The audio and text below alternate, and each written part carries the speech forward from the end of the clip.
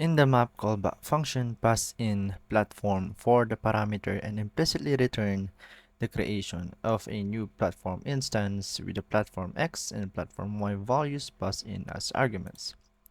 So if we take a look in our code, we have here our platforms variable, which is assigned to the platform's positions, which is the array, interpolated as the map method. With the map method rather. And it says in the map callback function, so inside here, let's take a step back a little bit. You would have a callback function, correct?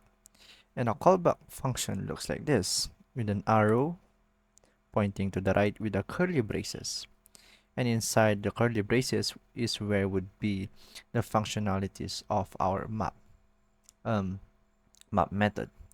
And inside of here is where we always or mostly input our parameter or arguments, and in our case would be the platform. Bro. Okay. And it also says to implicitly return. So to implicitly implies to automatically return. And if that's so, then we would not need the curly braces. And then to return the creation of a new platform instance, it says a platform instance. So we reckon that would be a class. Oh, it is a class. So it's a platform class. And by instantiating something is that we use an object or a class rather, is that we always use a keyword called new. That means to instantiate a new.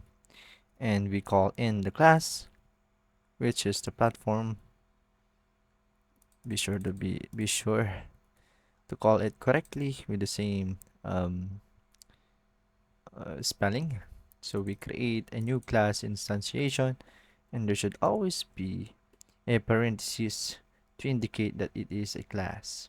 And it says inside the platform instantiated class is that we would have arguments as platform X and platform Y.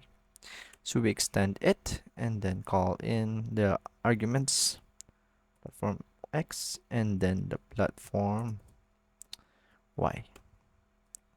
That would be it. Nice.